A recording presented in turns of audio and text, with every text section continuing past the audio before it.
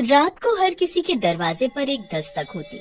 लोग अब इस दस्तक से डरने लगे थे और डर के मारे कोई आवाज सुनकर भी अपना दरवाजा नहीं खोलता था और ना ही उठकर देखने भी जाता कि कौन दरवाजा खटखटा रहा है। हर रोज आधी रात को हर घर की दस्तक पर एक ही आवाज आती, लड्डू दे दो, लड्डू दे दो, भूख लगी है, लड्डू दे दो। अरे राघव, ये रोज रोज कौन है इस इलाके में जिसे आधी रात में ही लड्डू खाने की भूख लगती है? साधु संत भिखारी सब दिन में मांगने आते हैं, पर तुम्हारे इलाके में पहला भिखारी देख रही हूँ जो रात को मांगने आता है और रोज एक ही चीज मांगता है। और मैं इतने दिनों से देख रही हूँ, न ही तुम उठकर उसे कुछ देने जाते हो और न ही कोई और। ऐसा क्यों? अरे वो कोई भिखारी या संत नहीं है जिसे आधी रात को भूख लगती है। वो कोई चुड़ैल या पिशाचनी है, तभी आधी रात को मांगने आती है। कोई आम इंसान होती तो दिन के समय आएगी ना। इतनी अकल नहीं है तुम्हारे पास। अरे चुड़ैल होती तो वो लड्डू क्यों मांगती? कभी सुना है किसी चुड़ैल भूत या पिशाच के बारे में कि उसे लड्डू पसंद हो? वो खौफनाक ताकत तो खून और मांस के भूखे होते हैं, ना कि लड्डू पेड़े के। इन दोनों की ऐसी ही बहस चलती रही। बात ये थी कि राघव इस मोहल्ले में सालों से रह रहा था, पर सोनी की शादी राघव से कुछ ही दिनों पहले हुई थी और वो इस मोहल्ले में नई थी, तो उसे पता नहीं था कि यहाँ चुड़ैल का रात को लड्डू मांगना आम बात थी लोगों के लिए। पर डर के मारे सब लोग सिर्फ सुनते ही थे। किसी ने उठकर कभी देखने की हिम्मत नहीं की कि लड्डू मांगने वाली चुड़ैल देखने में कैसी है। फिर अगली रात, लड्डू दे दो, भूख लगी है, लड्डू दे दो।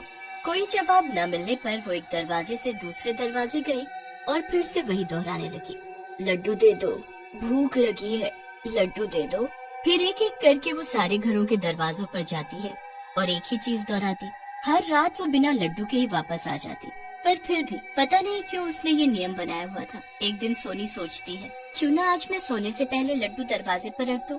बेचारी कोई हर रात लड्डू मांगती है, पर कोई उसे देता नहीं है। क्या पता लड्डू खाकर वो मांगना बंद कर दे। पर राघव को बोलूंगी तो वो नहीं मानेंगे। किसी बहाने से बोलती हूँ। फिर सोनी राघव को फोन करती है, सुनो राघव, आज आते समय रात को लड्डू लेते आना, मेरा बहुत मन है लड्डू खाने का। नहीं नहीं, सिर्फ लड्डू ले आना। फिर रात को सोनी सोने से पहले चुपचाप घर के बाहर लड्डू रख देती है और रोज की तरह सब खा पी कर सो जाते हैं। फिर लड्डू दे दो, भूख लगी है, लड्डू दे दो। अरे आज ये लड्डू किसने रखे? किसका घर है ये? चलो, कोई अच्छा इंसान लगता है। चलो, आज की खोज यहीं खत्म हुई। चुड़ैल आधा लड्डू खा लेती है और आधा वहीं रखा छोड़ देती है। फिर सुबह सोनी दरवाजा खोलती है तो देखती है, अरे ये आधा लड्डू यहीं छोड़ गई वो मांगने वाली। लगता है भले घर की है कोई, जितनी इच्छा होगी खा लिया उतना बेचारी ने। इससे पहले कि राघव देखे मैं इसे यहाँ से हटा देती हूँ। पर तुरंत ही राघव भी बाहर आ जाता है। अरे सोनी, तुम सुबह सुबह बाहर खड़े होके क्या कर रही हो? तुम्हें तो सबसे पहले चाय पीनी होती है ना।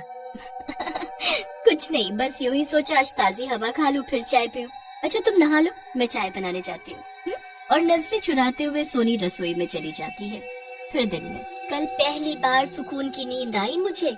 उस चुड़ैल ने दस्तक जो नहीं दी कल रात, वरना उसकी आवाज सुनते सुनते और खरखराहट से रोज नींद खराब होती है। पर मेरे घर दस्तक हुई थी रात को, तेरे घर कैसे नहीं हुई? हो सकता है उसे मनचाही चीज मिल गई हो या फिर उसका मन बदल गया हो, इसलिए बीच से ही चली गई। जो भी है, सुकून भरी रात निकली कल की।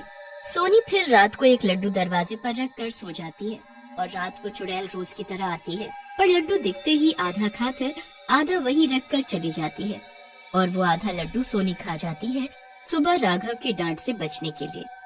अरे आजकल लड्डू वाली चुड़ैल नहीं आ रही, क्या चक्कर है? कहीं मरवर तो नहीं गई? तभी रेखू भागे भागे आती है। अरे बहनों, तुमने सुना दूसरे मोहल्ले में भी आजकल लड्डू मांगने वाली चुड़ैल का खौफ चल रहा है? अच्छा, तभी आजकल यहाँ सुकून की रात बीत रही है। तुम लोगों ने तो इस बेचारी का मजाक बना लिया है। क्या पता वो भूखी रहती हो या कोई मजबूरी हो उसकी। मेरे सामने ये सब बातें मत करो। और वो तनतनाती हुई गुस्से में अपने घर में आ जाती है। अरे विमला, ऐसा भी क्या लगाव है इसे चुड़ैल से जो उसकी बुराई न सुनी जाती इससे? जब भी बात करो उसके बारे में अलग ही तेवर होते हैं इसके तो, जैसे कोई सगी संबंधी हो। फिर आधी रात को राघव पानी पीने के लिए उठता है। अरे सोनी कहाँ चली गई? रात को तो यहीं सोई थी। सोनी, सोनी, अरे कहाँ हो तुम? राघव पूरा घर छान मारता है पर सोनी कहीं नहीं मिलती। अरे कहीं वो चुड़ैल मेरी सोनी को खा तो नहीं गई? जरा बाहर जाके देखूं तो। दरवाजे पर उसे आधा लड्डू रखा दिखता है।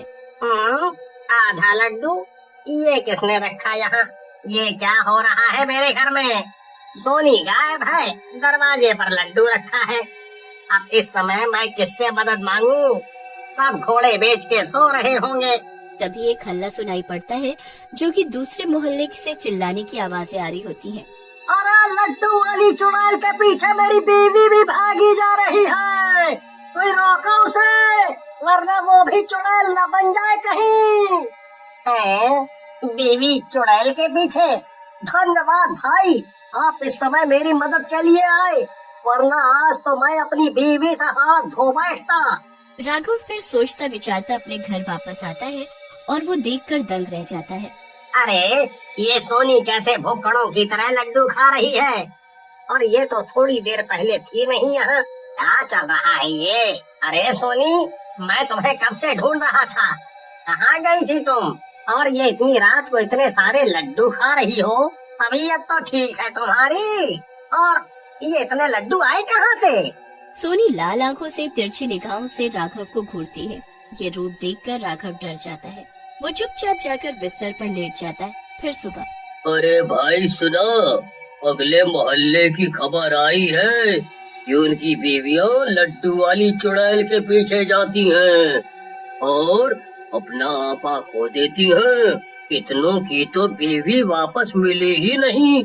जिन्होंने आवाज लगा के रोक लिया तो रोक लिया, वरना बीवी गायब। ऐसे कैसे हो सकता है? हमारे मोहल्ले में भी तो चुड़ैल कब से लड्डू मांग रही है, पर यहाँ तो ऐसा नहीं हुआ कभी। ओहो, क्योंकि हम लड्डू देते नहीं ना। उस मोहल्ले में उनकी बीवी बाहर चुड़ैल के मांगने पर लड्डू देने चली जाती थी और फिर ये सब होने लगा।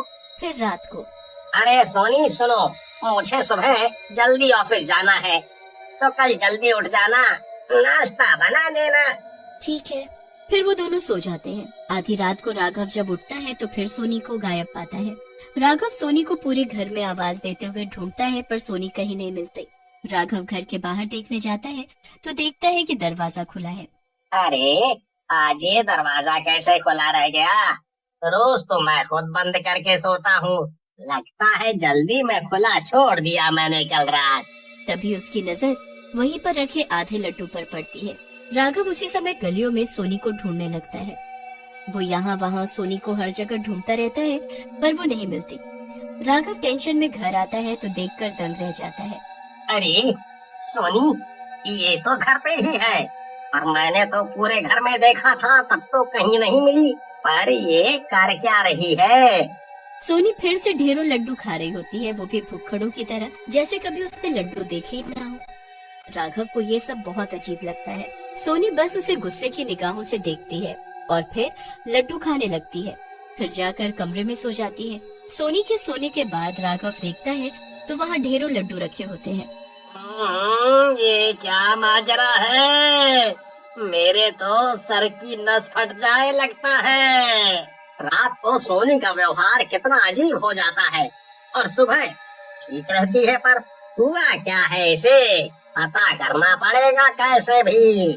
अगली रात राघव सोता नहीं है और जैसे ही सोनी उठकर बाहर जाने लगती है, राघव भी चुपचाप उसकी जासूसी करने लगता है। वो देखता है कि सोनी ने एक लड्डू बाहर रखा जिसे चुड़ैल ने आधा खाया और आधा सोनी को खाने को दिया।